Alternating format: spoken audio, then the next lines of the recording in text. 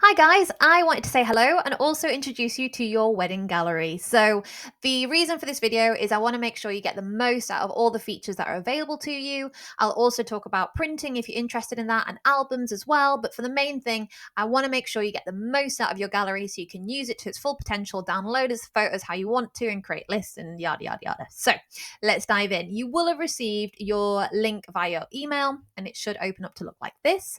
Once you click open, it will ask you for your login details. And don't worry, you don't need to create an account or anything. But the reason it asks you that, and let me just try and type my name properly. The reason it asks you for that is because everyone that accesses the gallery will have this screen appear to ask them log in. And the reason for that is because anything that that person does within the gallery is saved to that person. So if one of you has one email address and you make your own favorites list or your own downloads, that will be relevant to you or that person.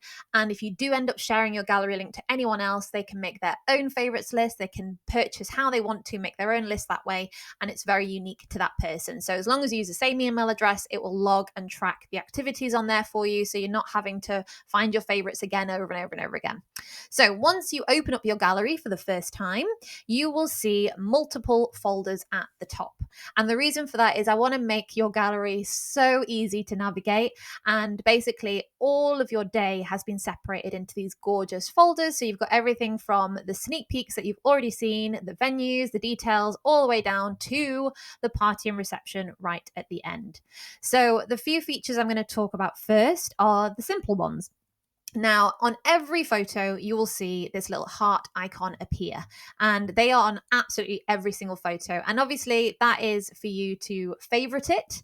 And once you hit a few of those, it will start to create a favorites list. And you can see up here, there's a little heart icon, and those photos I've just tapped, I can tap another one, will then be added to a favorites list. And that's a really good way just to separate your best of the best, your absolute favorites. So if you wanted to come back to them, you're not having to scroll through the entire gallery of hundreds of photos to find that one photo that you absolutely loved and you want to download it or print it at a later date. So that's a really useful feature there.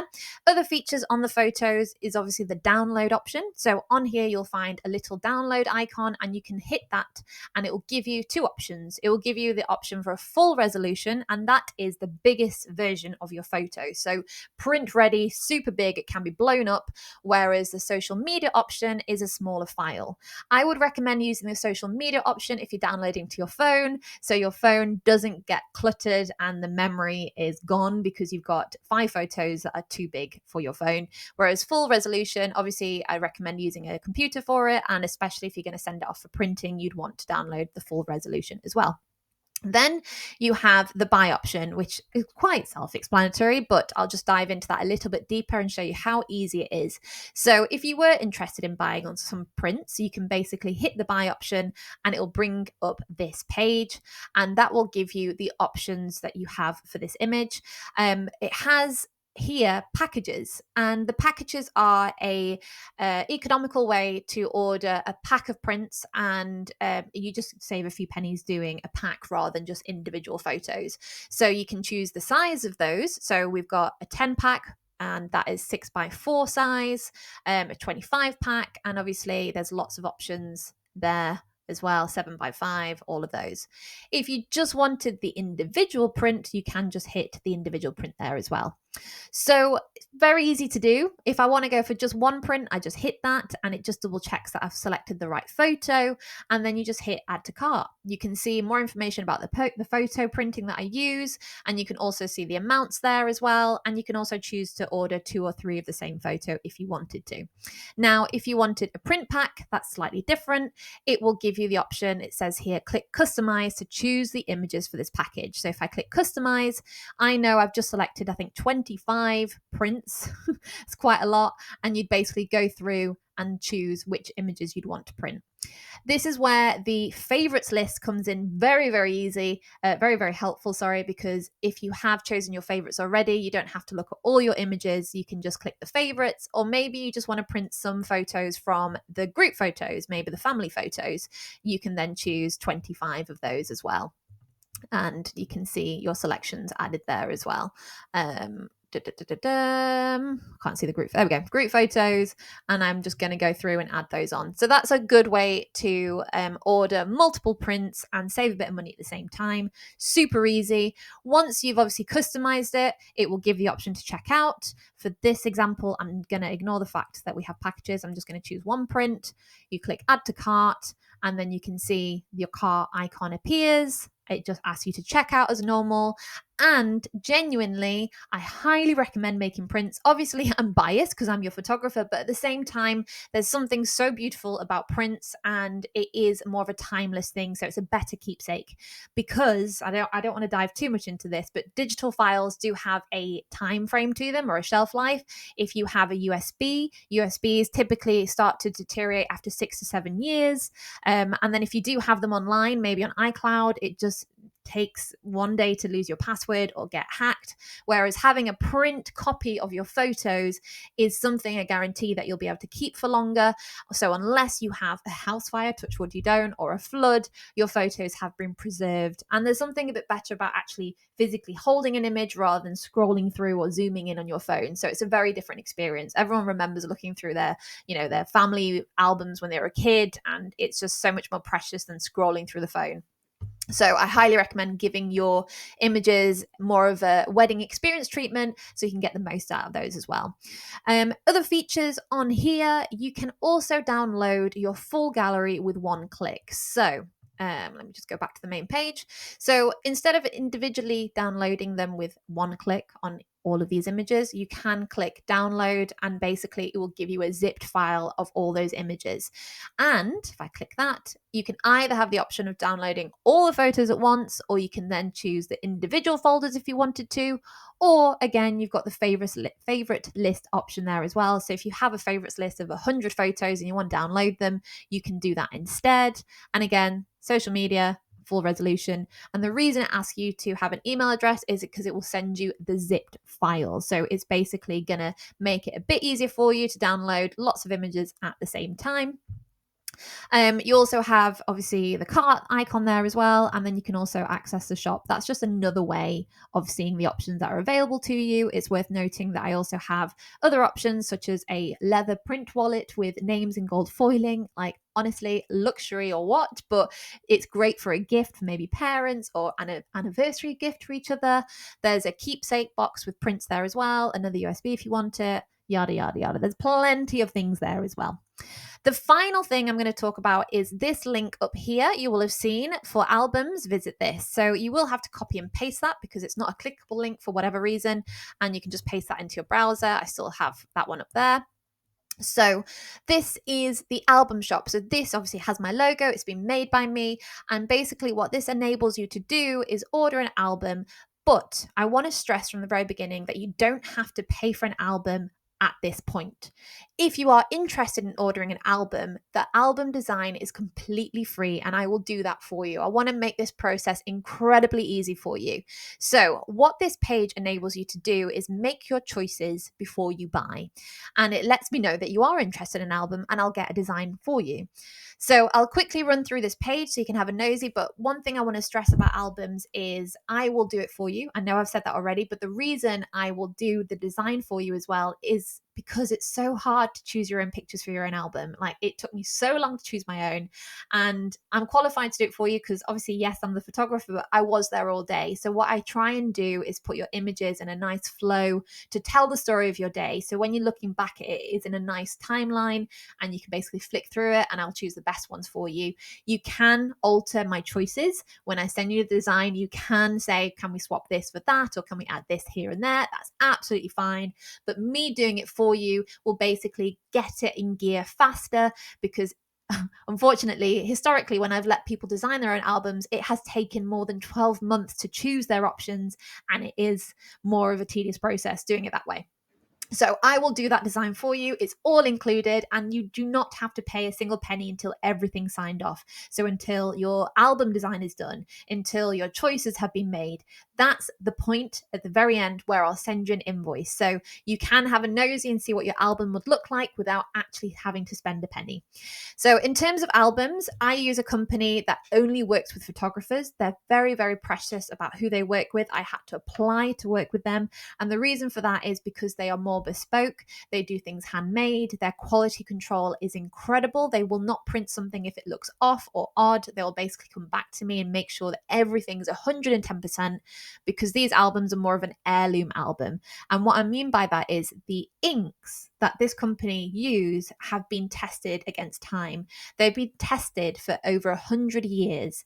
And that means basically that over 100 years' time, you should not see any fading on the colors or the paper quality. The paper is not going to turn yellow like sometimes we see with old papers. It basically will be as it was in 100 years' time, as long as it's not been, ragged about or, thrown around anywhere. The album will be exactly the same as you saw it for the first time. And the beauty of that is when you get your album in 100 years' time, whoever's opening it will see exactly what you're seeing at that point in time. So if you end up having nieces or nephews or great nieces and nephews or your own children, they will see the same quality, or great grandchildren by that point, they'll see the same quality of your wedding day that you will be getting. And that is something you cannot get with high street albums as well.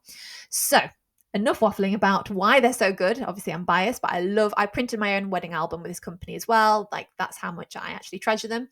And so you have 3 size options. You've got the 6x6, which I recommend more for sort of a small keepsake or maybe a gift for maybe mums or dads. Then you've got the 8x8, which is a nice little keepsake. And then you've got the 10x10, which is quite big. It's more of a coffee table item.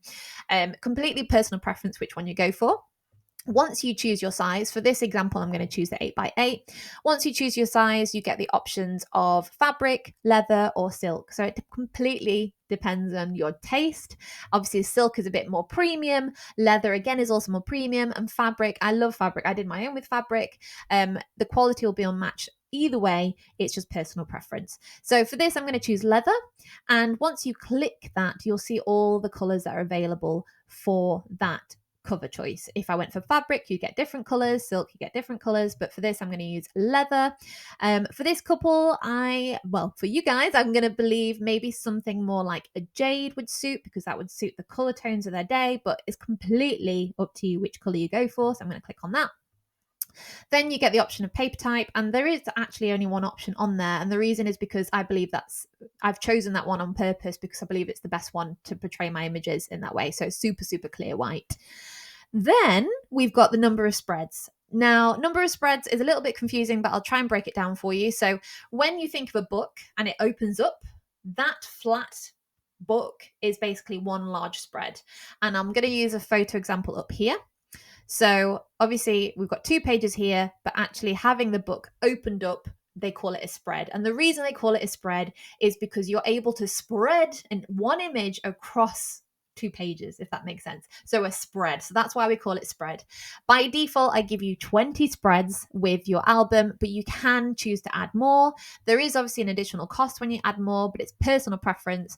Around 20 spreads will give you around 100 photos, give or take.